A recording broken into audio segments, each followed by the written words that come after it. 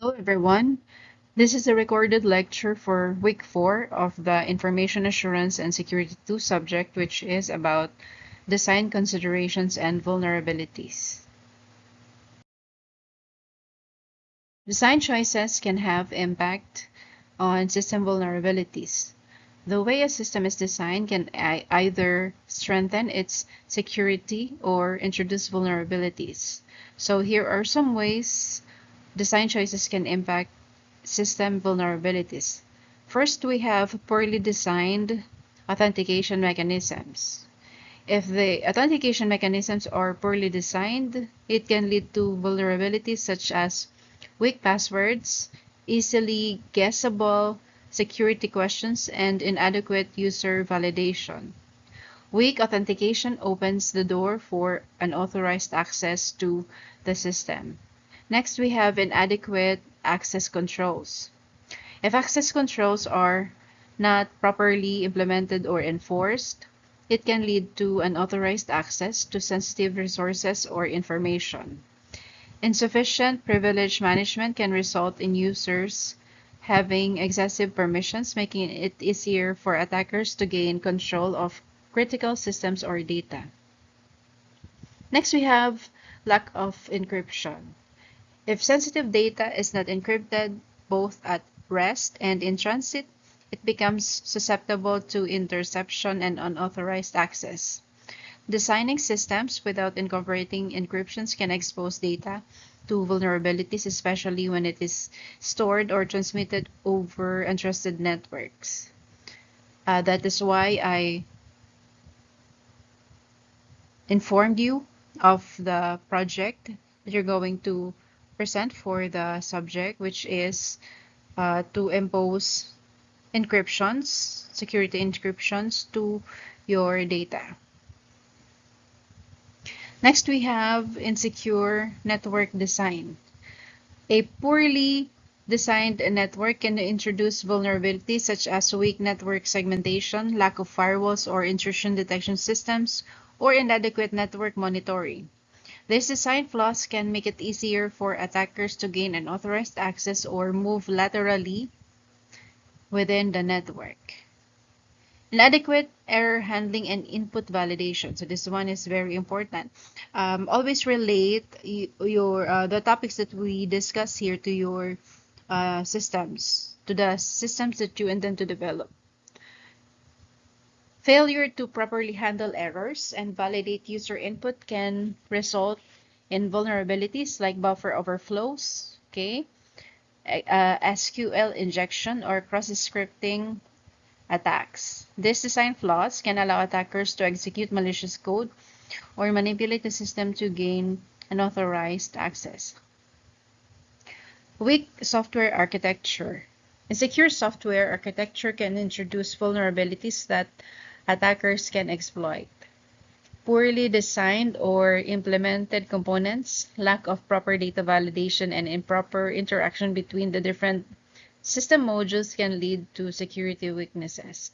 So our goal for the subject is to lessen the vulnerabilities of the system that you developed so that basic attacks could not or could be handled appropriately. Next is insufficient logging and monitoring. If a system lacks proper logging and monitoring capabilities, it becomes difficult to detect and respond to security incidents in a timely manner. Without adequate logs and monitoring, it is challenging to identify and investigate security breaches or abnormal activities. Then last, we have lack of secure development practices. If secure development practices are not followed during the software development lifecycle, it increases the likelihood of introducing vulnerabilities.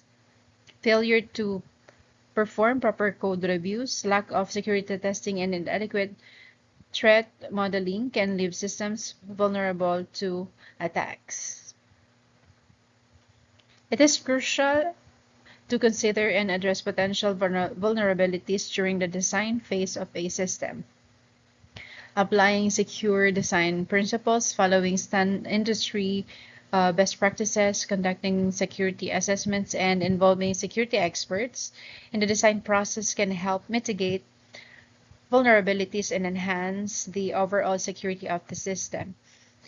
So incorporating security measures is very important in developing the system. So you don't just focus on the features that you provide for the transactions. That is part of your objective, because the transactions might be affected by this poorly designed systems. Okay, so let's discuss in detail the lists of design vulnerabilities. So first, we have the poorly designed authentication mechanisms. So this can introduce and weaken the overall security of a system. So provided on this slide are some common issues associated with poorly designed authentication mechanisms. First, we have the weak password policies.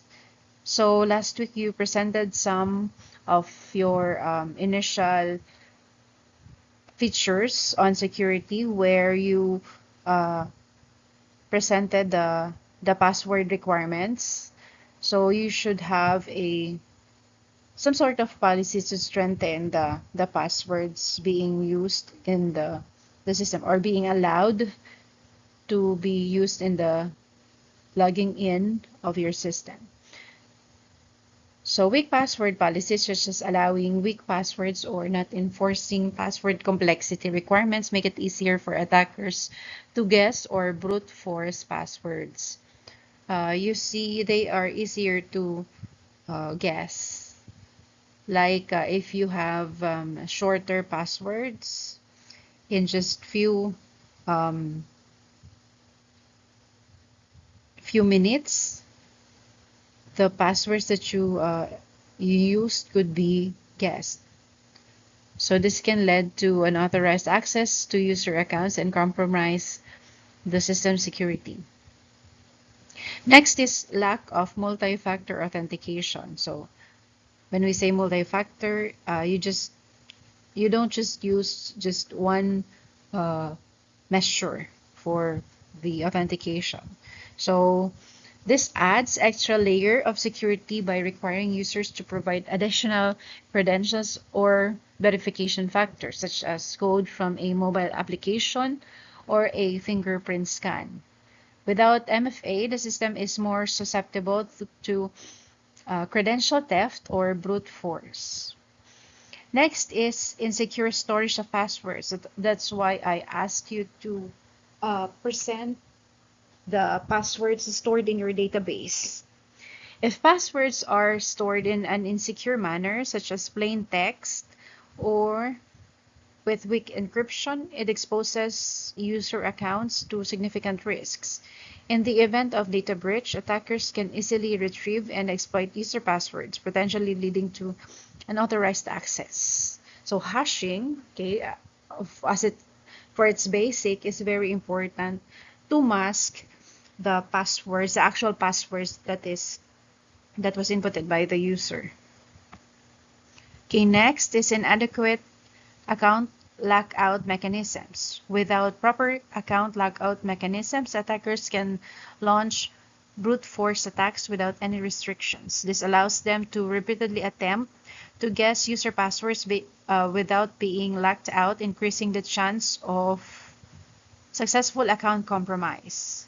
So you would observe that there are many transactions online that uh, locks out every time there is no activity, or like in the case of passwords, usually there are only 3 attempts. After that, you would wait after 24 hours to try to log in again. In the case of ATMs, there's also uh, a max of 3 attempts for your inputting of pins, and after that you would wait another day for the uh, trying again and accessing your ATM accounts. Okay, lack of session management. Poor session management can lead to vulnerabilities such as session hijacking or session fixation. Okay, if you're using PHP for the development, I'm sure you're familiar with sessions. Without proper session timeout settings, session termination upon logout, or protection against session-related attacks, attackers can exploit active sessions to gain unauthorized access to user accounts. Inadequate user validation. During the authentication process, it is essential to validate user credentials accurately. Poorly designed authentication mechanisms might fail to properly authenticate or verify user identities, leading to impersonation attacks or unauthorized access. Next, we have insufficient account recovery processes. If the account recovery process is poorly designed, it can be exploited by attackers to gain unauthorized access to user accounts. Um, then we have lack of user awareness and education.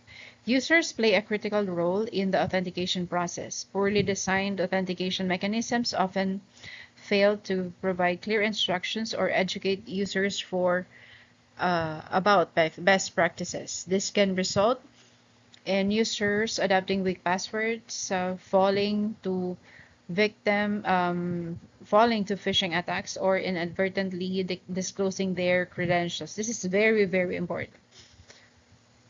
To address these issues, it is crucial to implement secure authentication mechanisms. This include enforcing strong password policies, implementing multi-factor authentication, securely storing passwords, etc. So regular security assessments and reviews of the authentication mechanisms can also help identify and address vulnerabilities in the system. Okay, next is inadequate access controls. So this can lead to unauthorized access, data breaches, and compromised security system. So provided on this list also are some common issues associated with inadequate access controls. So first we have excessive privileges. So when users have excessive privileges or permissions beyond what is required for their job, it increases the risk of unauthorized access and potential misuse of sensitive data or system resources. It is important to follow the principle of least privilege, granting users only the necessary access rights to perform their duties.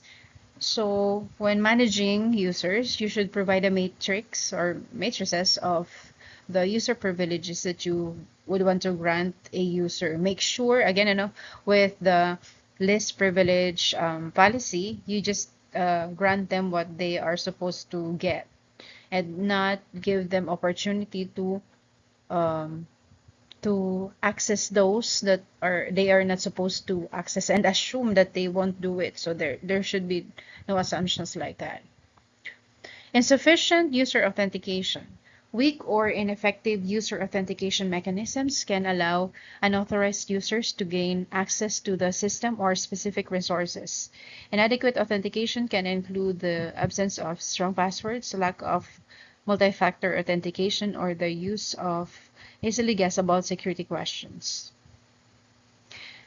Failing to regularly review and update access rights can result in dormant accounts, inappropriate permissions, and the accumulation of unnecessary privileges over time. Without periodic access reviews, it becomes difficult to identify and remove access rights that are no longer required. If user provisioning and the provisioning processes are not properly implemented, it can lead to accounts being created or left active longer than necessary. This increases the risk of unauthorized access when users change roles, okay, let's say in the case of promotions, or leave the organization. So, well, yes, that would make sense. Let's say a particular employee um, was fired or resigned from the company, you should have a policy to immediately lock him out of the system that is being used, or something like that. Just some policies for it. Okay, weak password policies such as allowing simple passwords or not enforcing regular password password changes make it easier for attackers to guess or crack passwords. Inadequate password policies weaken the effectiveness of access controls and increase the risk of unauthorized access. Failing to implement proper network segmentation can allow unauthorized users or compromised systems to move laterally within the network, potentially increasing accessing sensitive data or crucial resources. So segmentation helps contain security incidents and limits the potential impact of a breach. Without comprehensive logging and auditing mechanisms, it becomes challenging to track and monitor user activities. Audit trails are essential for identifying unauthorized access attempts, detecting suspicious behaviors, and investigating security incidents. So logging of transactions is also one way to do the monitoring and checking if there's an inappropriate activity that happened in your system. Inadequate privilege escalation controls. So this can enable unauthorized users or attackers to elevate their privileges and gain administrative access to critical systems. Proper control should be implemented to prevent unauthorized privilege escalation. Okay, to address the issues associated with inadequate access controls, organizations should do the following to mitigate or as a mitigation strategies.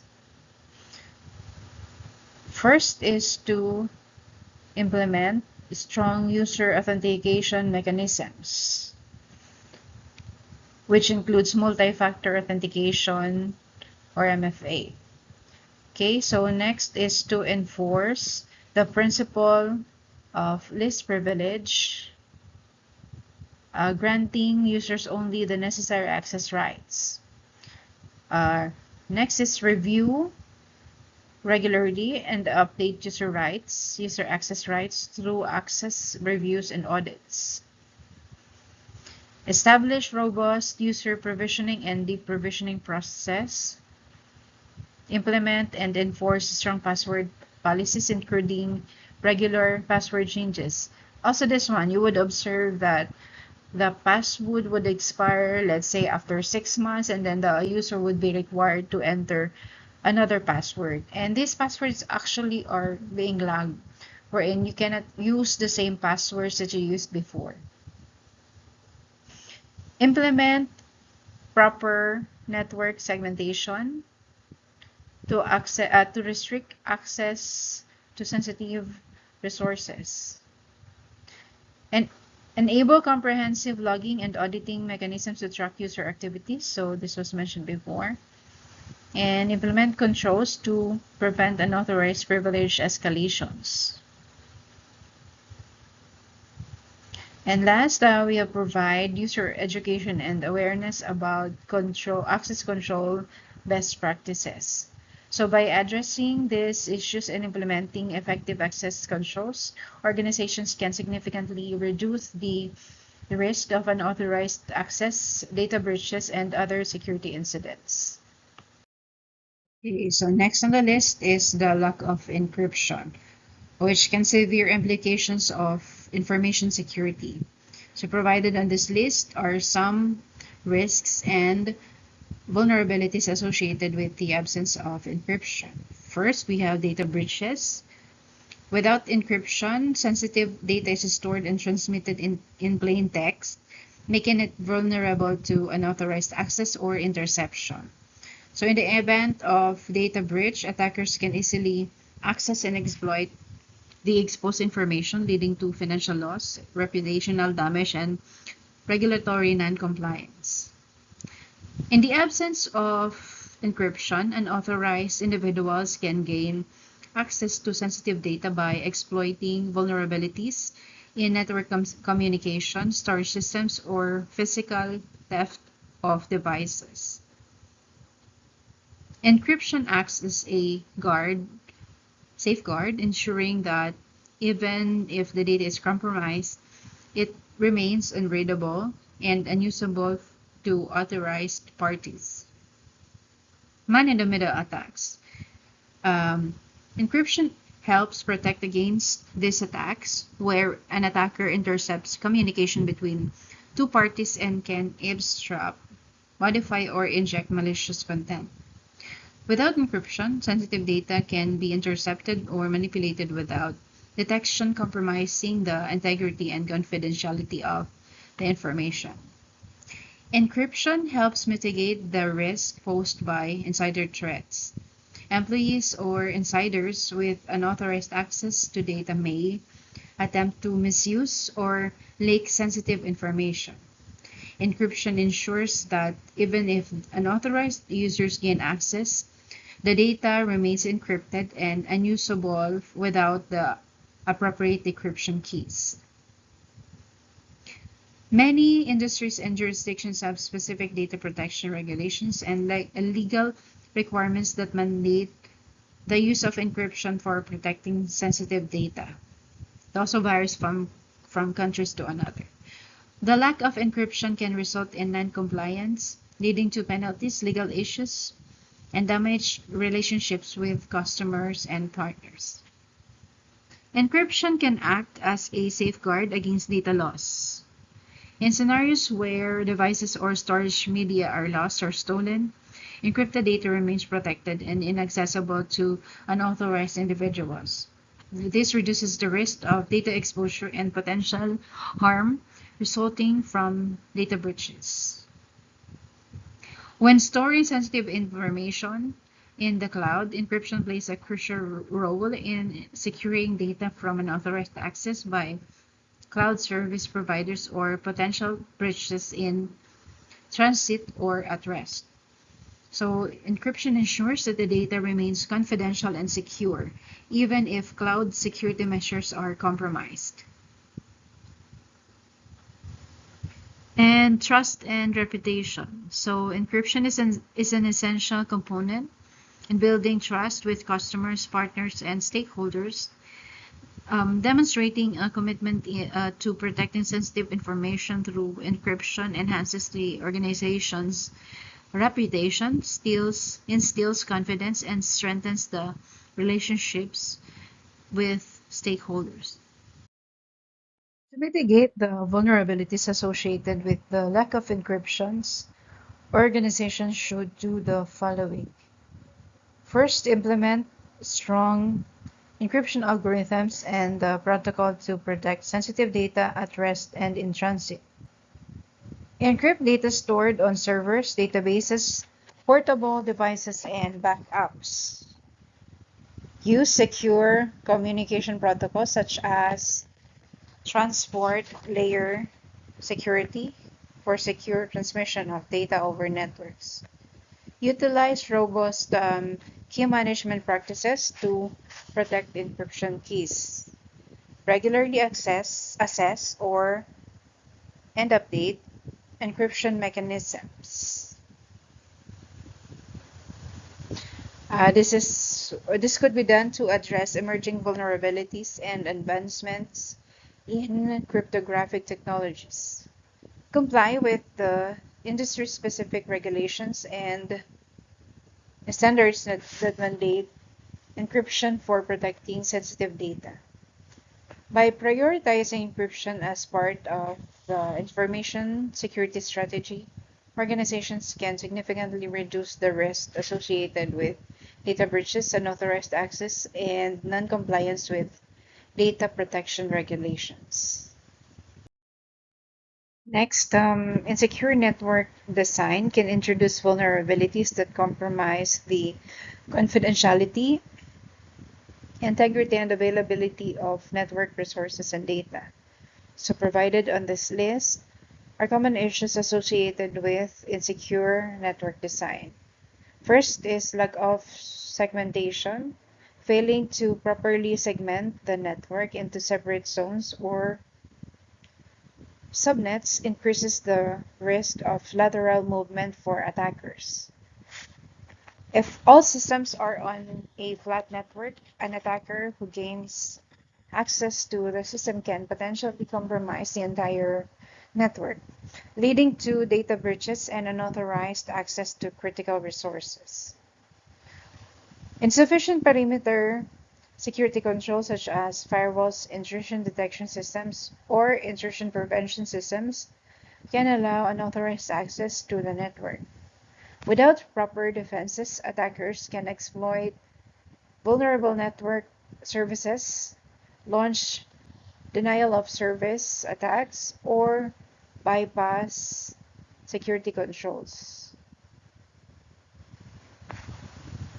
Insecurely configured or unprotected wireless networks provide an entry point for attackers. Weak authentication mechanisms open networks without encryption or misconfigured access points can be easily exploited, allowing unauthorized access to the network or interception of network traffic. Without proper monitoring tools for networks and processes, organizations may fail to detect malicious activities, anomalous network behavior, or security breaches in a timely manner.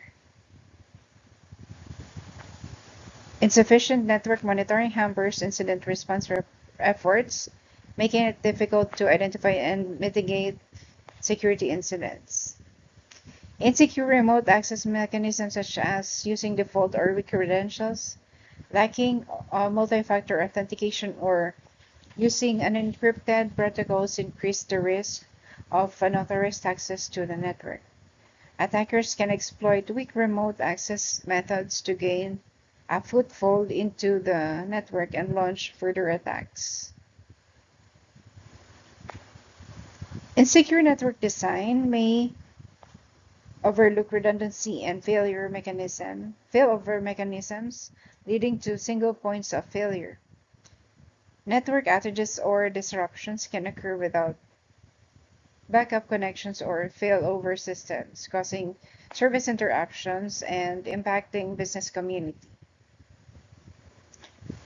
Misconfiguration of virtual local area networks or access control lists can result in unauthorized access or improper traffic routing. Improperly configured VLANs or ACLs can allow attackers to bypass network security controls or gain unauthorized access to sensitive areas of the net. Okay, last we have lack of network documentation and asset management. So these practices make it challenging to understand the network topology, identify vulnerabilities, and perform effective network security audits. Without accurate network documentation, it becomes difficult to implement and maintain proper security controls. To address the issues in enhanced network security, organizations should do the following. Implement network segmentation to isolate critical resources and limit lateral movement.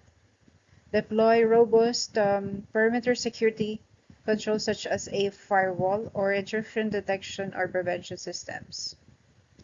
Secure wireless networks by implementing strong encryption using secure authentication methods and regularly updating access point configurations.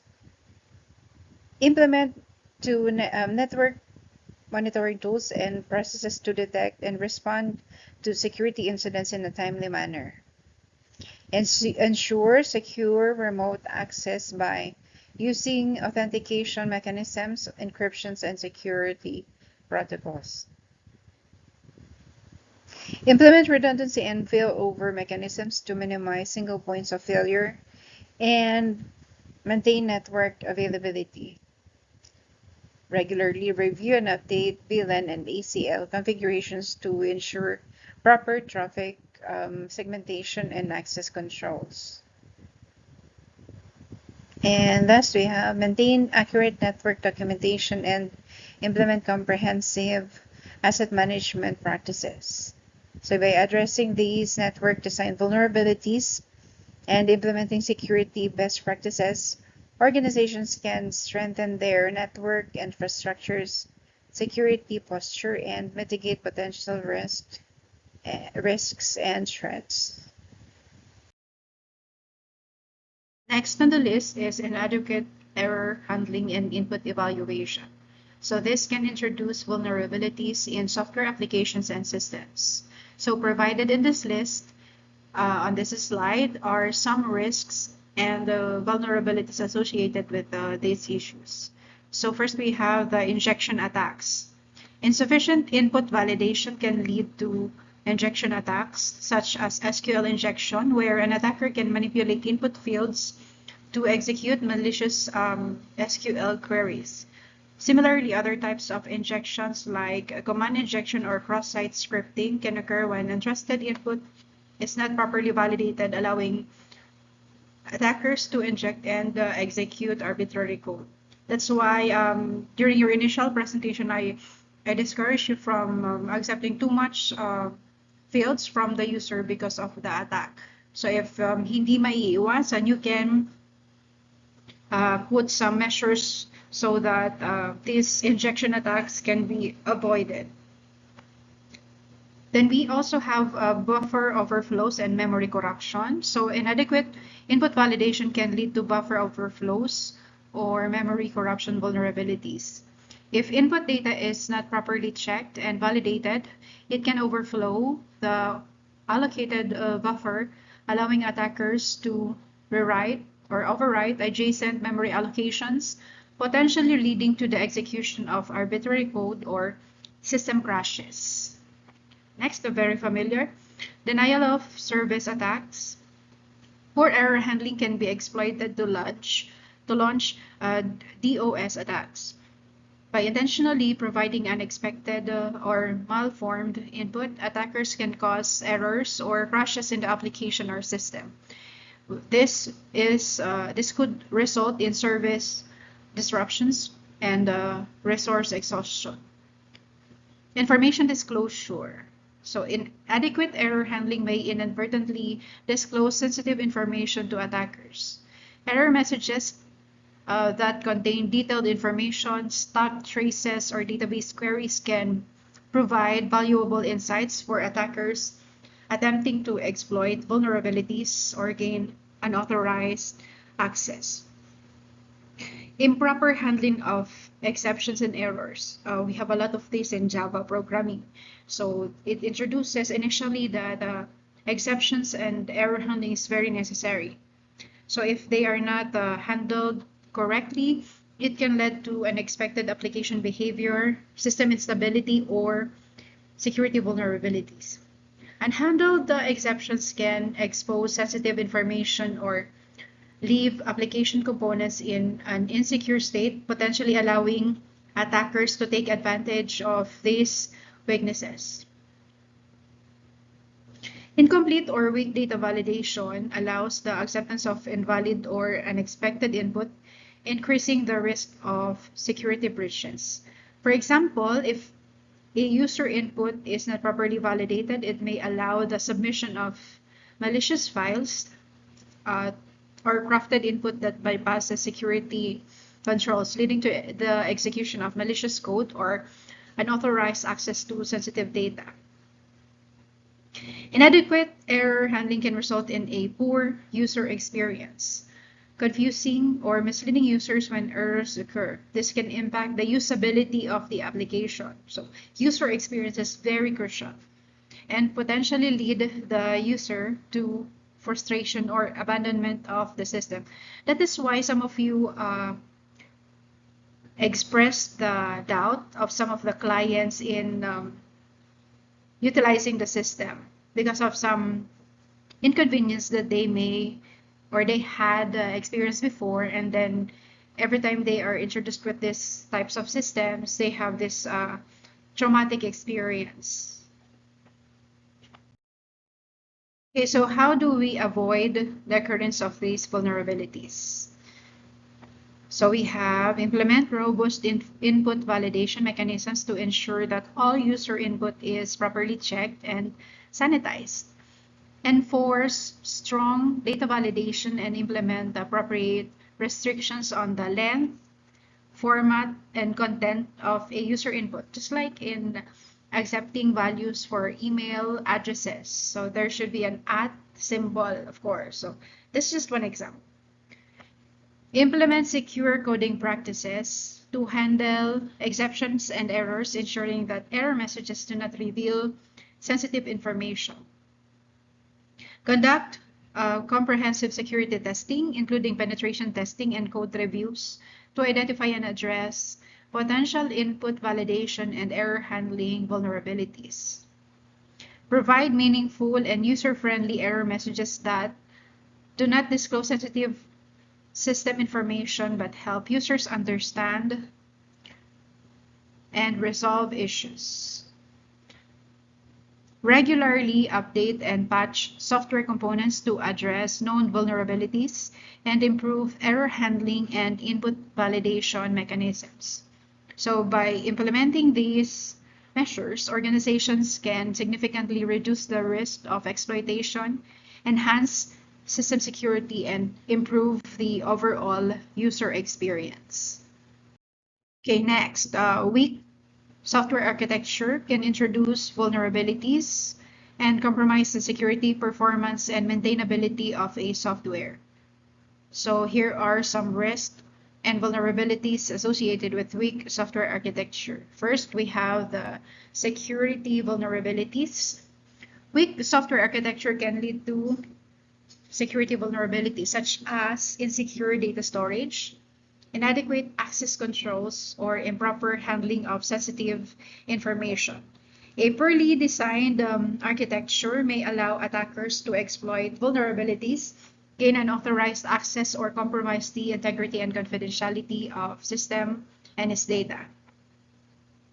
Weak software architecture may not be scalable or performant, leading to system bottlenecks, poor responsiveness, and limited capacity to handle increased user loads or growing data volumes. Scalability means that if ever the data multiplied, it can still be handled by the system.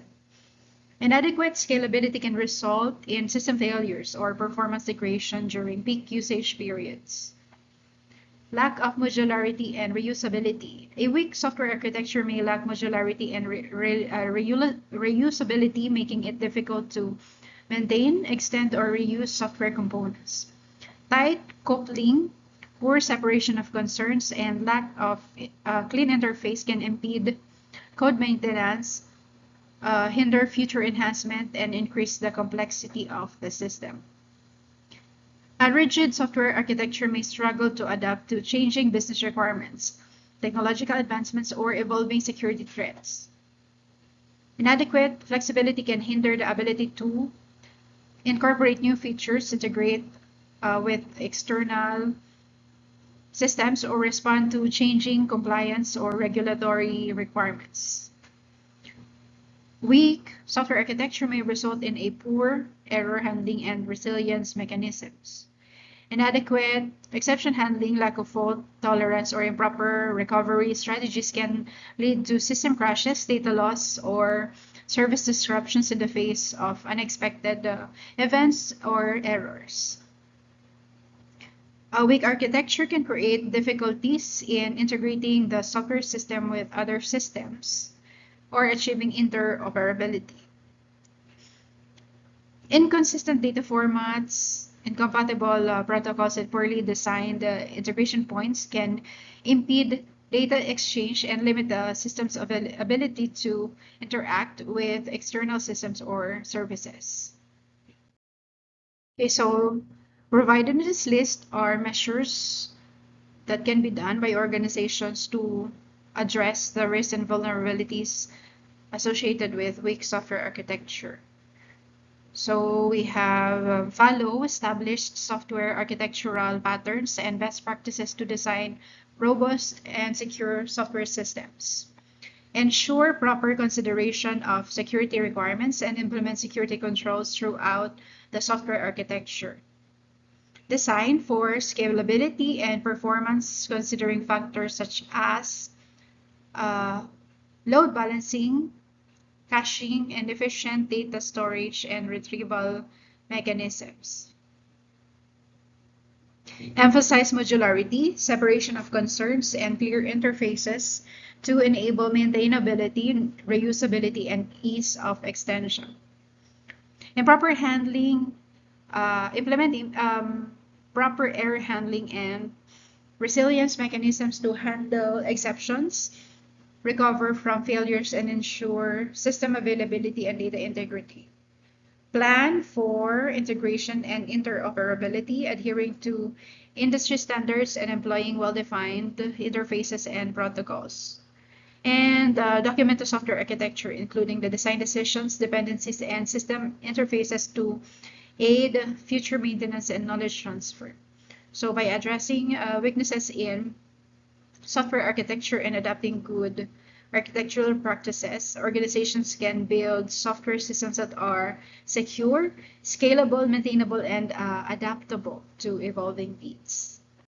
Okay, insufficient logging and monitoring practices can leave organizations unaware of security incidents, hinder incident response efforts, and make it difficult to detect and mitigate threats. So provided on the list are some risks and vulnerabilities associated with insufficient logging and monitoring. Delayed incident detection. So insufficient the logging and monitoring make it challenging to identify security incidents in a timely manner.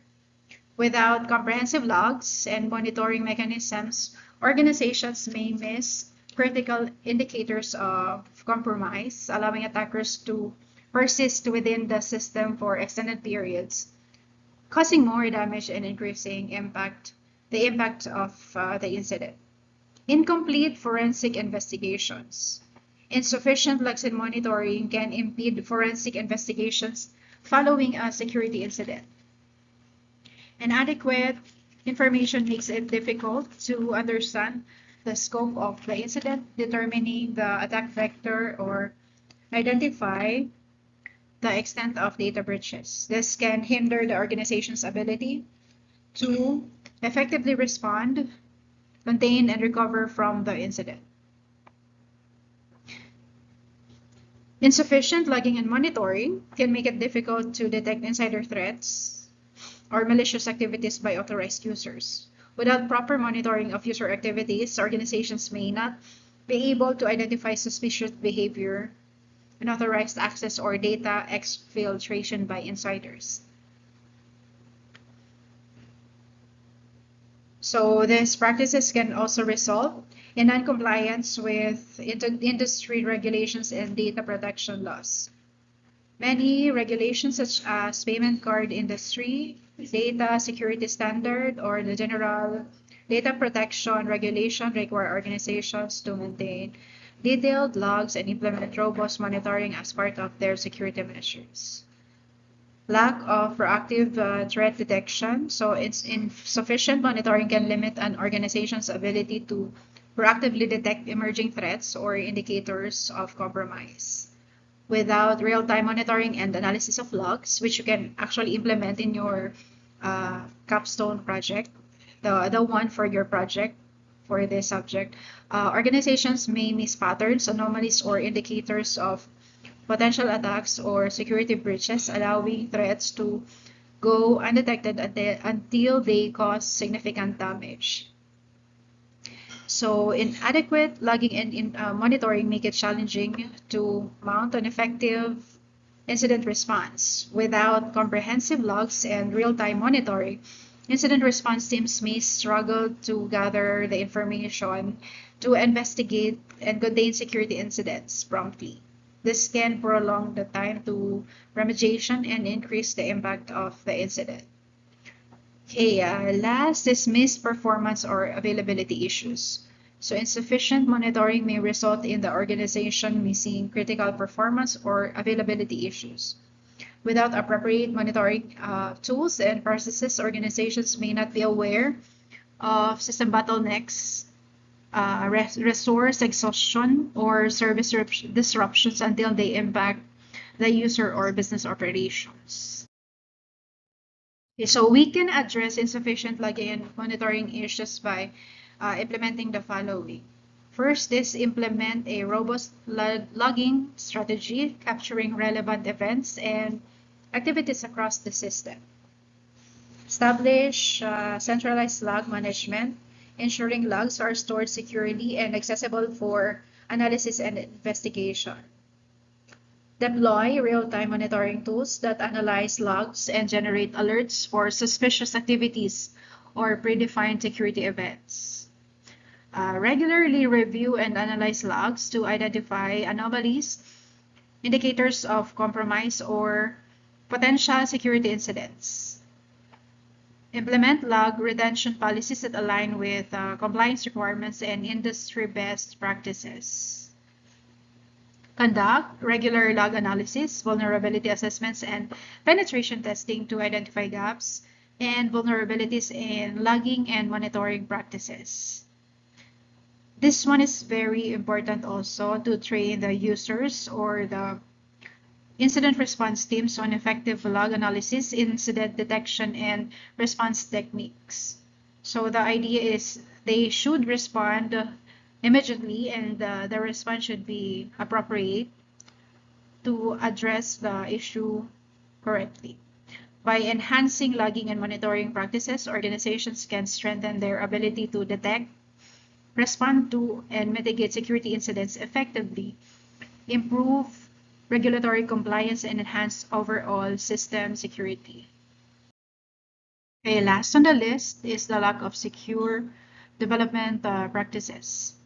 So this can introduce vulnerabilities and weaken the overall security of software applications.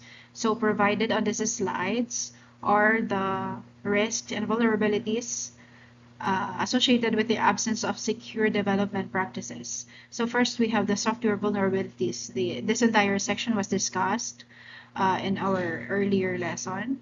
Insufficient attention to secure coding practices can result in the introduction of software vulnerabilities, which include buffer overflows, injection attacks, cross-scripting, etc. So the ones discussed before, these vulnerabilities can be exploited by attackers to gain unauthorized access, manipulate data, or compromise the system.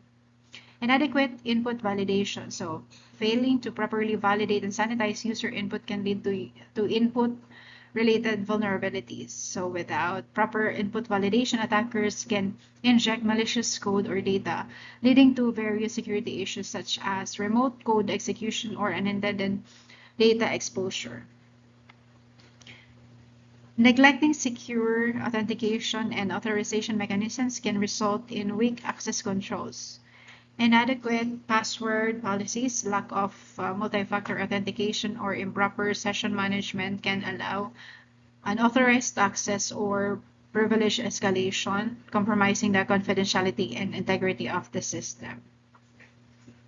Insufficient attention to secure data storage and transmission can lead to data breaches. Storing sensitive data without proper encryption or transmitting data over insecure channels exposes information to unauthorized access, interception, or tampering.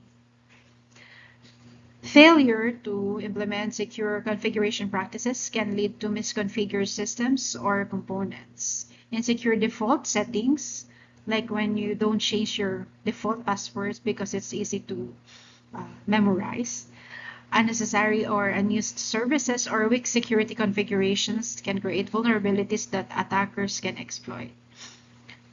Inadequate error handling and logging. So insufficient error handling and logging practices can impede the detection and resolution of security incidents.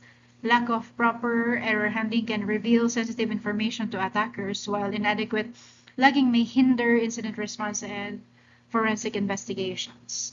Poor patch and vulnerability management. Neglecting software patching and vulnerability Management practice can leave systems exposed to known security vulnerabilities. Without these updates and patches, software may contain security flaws that can be exploited by attackers. Insufficient security testing. Inadequate security testing included penetration testing and code reviews can miss vulnerabilities and weaknesses in the software. Without thorough testing, security issues may go undetected, leaving the system vulnerable to attacks. Okay, last slide. How do we deal with these issues? So organizations should adopt secure coding practices and follow secure coding guidelines and frameworks such as Open Web Application Security Project, Top 10. So implement the proper input validation and output encoding techniques to prevent injection attacks and cross-site scripting vulnerabilities. Use strong and secure authentication mechanisms such as multi-factor authentication and enforce proper authorization controls.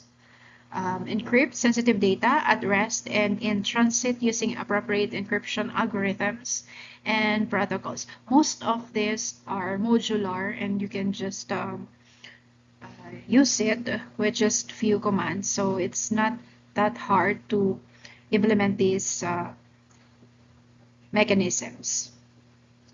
Follow secure configuration practices for systems, frameworks, and components. This ensures that the security settings are properly configured. Last,